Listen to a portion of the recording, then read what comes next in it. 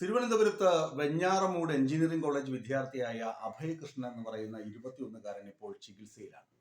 ചികിത്സയിലാണ് എന്നത് പറയുമ്പോൾ നിങ്ങൾ ചോദിക്കും, വിദ്യാർത്ഥികൾക്ക് എന്റെ ചികിത്സയ്ക്ക് പൊയ്ക്കൂടെ എന്നൊക്കെ ചോദിക്കാം. പക്ഷേ ഈ ചികിത്സ എന്ന് പറയുന്നത് സുഖചികിത്സയോ അല്ലെങ്കിൽ മറ്റ് പനി വന്നോ മറ്റെന്തെങ്കിലും അസുഖമെന്നുള്ള ചികിത്സയല്ല. ഈ പാവപ്പെട്ട അഭയകൃഷ്ണനെ ഈ മോട്ടോർ വാഹന വകുപ്പിലെ ചില ഉദ്യോഗസ്ഥർ കയ്യേറ്റം ചെയ്തതാണ്. കയ്യേറ്റം ചെയ്തതിന് കരണക്കുറ്റിക്കും മൂക്ക് നോക്കിയൊക്കെ ഇടിച്ച് പരുവപ്പെടുത്തി ആശുപത്രിയിൽ എത്തിച്ചതാണ്. ആശുപത്രിയിൽ എത്തിച്ചത് കൂടാതെ കേസും വഴക്കമൊന്നും ഇല്ലാതിരിക്കണമെങ്കിൽ ഒരു 6500 രൂപ കൈക്കൂലി ഇനത്തിൽ കിട്ടണം, എങ്കിലേ ഇതിന്റെ വണ്ടിയുടെ ബുക്കും പേപ്പറും താക്കോലും ഒക്കെ തരികയുള്ളൂ എന്ന് ചില ഉദ്യോഗസ്ഥർ വിളിച്ച് ഭീഷണിപ്പെടുത്തുകയും ചെയ്തിട്ടുണ്ട്. ഇക്കാര്യങ്ങൾ ഒരുപക്ഷെ എങ്കിൽ പ്രേക്ഷകർ നേരത്തെ അറിഞ്ഞു കാണും. വിശദമായ ദൃശ്യങ്ങൾ വരെ ഒരുപക്ഷെ നിങ്ങൾ കണ്ടിട്ടുണ്ടാകും. ഞാൻ ഇതിനകത്തുള്ള രണ്ട് വശങ്ങൾ നിങ്ങളോട് പറയാൻ, ഒന്ന് നിയമവശവും രണ്ട് ഈ ഉദ്യോഗസ്ഥരുടെ പീഡനവശവും പറയാൻ വേണ്ടിയാണ് ഈ അവസരം വിനിയോഗിക്കുന്നത്.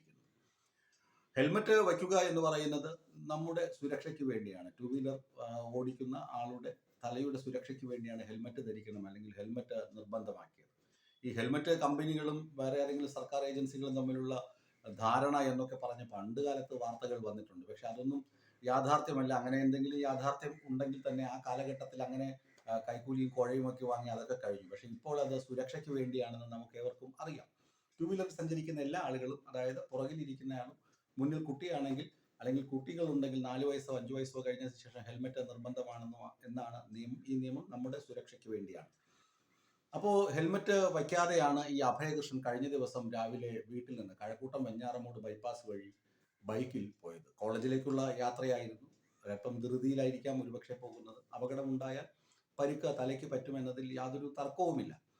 അപ്പോഴാണ് ഈ മോട്ടോർ വാഹന വകുപ്പിലെ ഉദ്യോഗസ്ഥർ, MVD ഉദ്യോഗസ്ഥർ, പരമദുഷ്ടന്മാരാണിവർ. അത് പറയാതിരിക്കാൻ വയ്യ, പരമദുഷ്ടന്മാരാണ്. ലൈസൻസ് ഒക്കെ എടുക്കാൻ ടെസ്റ്റിനൊക്കെ പോകണം. അപ്പോൾ ഈ പ്രത്യേകിച്ച് കഴക്കൂട്ടത്തുള്ള ഒരു ഉദ്യോഗസ്ഥൻ, അയാളുടെ പേര് ഞാൻ പറയുന്നില്ല, ഇതുപോലെ നാശം പിടിച്ച ഒരുത്തൻ ലോകത്ത് കാണുകയില്ല. അനുഭവസ്ഥൻ ഞാൻ തന്നെയാണ്. വണ്ടി ഓടിച്ച് നന്നായി കാണിച്ചു കൊടുത്തു, കൃത്യമായി കാണിച്ചു കൊടുത്തു. അപ്പോൾ ഇയാളുടെ ഫയലും മറ്റ് കെടുതാപ്പിയൊക്കെ താഴെ പോയി. അയാളുടെ കയ്യിൽ നിന്ന് പോയതാണ്, അയാളുടെ നോട്ടക്കുറവ് കൊണ്ട് പോയതാണ്. അത് എടുത്തു വരെ കൊടുത്തത് ഞാനാണ്. എൻ്റെ അനുഭവമാണ് പറയുന്നത്. എന്നിട്ട് ഈ ദുഷ്ടൻ പറഞ്ഞു, ഞാൻ ടൂ വീലർ ഓടിച്ചത് വേഗത കുറഞ്ഞു പോയത്. ടൂ വീലർ ആകെ 100 മീറ്ററാണ് വണ്ടി ഓടിക്കേണ്ടത്. 100 മീറ്റർ വണ്ടി ഓടിക്കുമ്പോൾ എത്ര വേഗത്തിൽ പോകാൻ പറ്റും?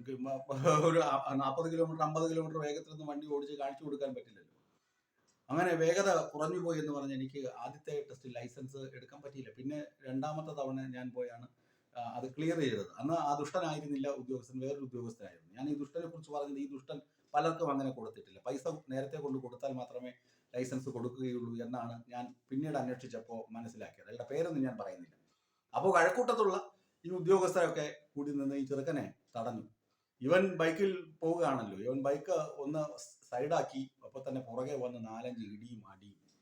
എന്നിട്ട് പറഞ്ഞു, നീ ആരടാ മറ്റവനെ മറച്ചവനെ എന്ന് കുറെ ചീത്തയും.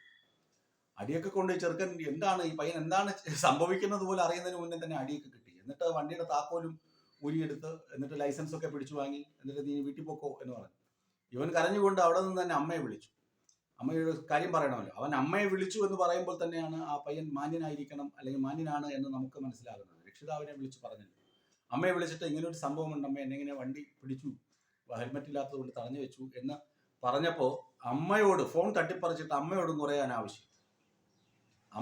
അനാവശ്യം ഈ ഉദ്യോഗസ്ഥർ പറഞ്ഞു എന്നാണ് ഈ അഭയകൃഷ്ണന്റെ പരാതി. അതിനുശേഷം അവർ കന്യാകുളങ്ങര ഗവൺമെന്റ് ആശുപത്രിയിൽ ചികിത്സയ്ക്ക് പോയി.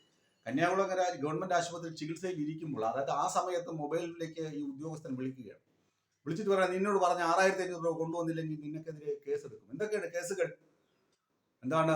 കൃത്യനിർവഹണം തടസ്സപ്പെടുത്തി, പോലീസുകാരല്ല, ക്ഷമിക്കുക, പാവം പോലീസുകാർ, മോട്ടോർ വാഹന വകുപ്പ് ഉദ്യോഗസ്ഥരെ കയ്യേറ്റം ചെയ്തു, എന്നിട്ട് അവരെ വാഹനം ഇടിച്ച് കൊലപ്പെടുത്താൻ ശ്രമിച്ചു എന്നീ വകുപ്പുകളിട്ട് നിന്റെ വിദേശയാത്ര, നിന്റെ പരീക്ഷ എഴുത്ത് എല്ലാം നമ്മൾ തകർത്ത് കളയും. മര്യാദയ്ക്ക് പൈസയും കൊണ്ടുവന്നു. ഇത് ഏത് നാട്? ഇത് കേരളമാണെന്ന് അറിയില്ലേ? ഇത് കേരളമാണെന്ന് അറിയണ്ടേ? അവൻ പയ്യൻ ഉടനെ തന്നെ പോലീസിൽ പരാതിപ്പെട്ടു. എന്നിട്ട് പോലീസുകാരെ നടപടിക്രമങ്ങളൊക്കെ പൂർത്തിയാക്കി. ഇന്നിപ്പോൾ മുഖ്യമന്ത്രിക്കൊക്കെ പരാതി കൊടുക്കാൻ പോവുകയാണ്. അത് മാത്രമല്ല, ഹെൽമെറ്റ് ഇല്ലെങ്കിൽ ഫോട്ടോ എടുത്തിട്ട് പിഴ അടപ്പിക്കാനുള്ള സംവിധാനങ്ങളൊക്കെ നിലവിലുണ്ട്. അങ്ങനെ ചെയ്യണമെന്നാണ് വ്യവസ്ഥ.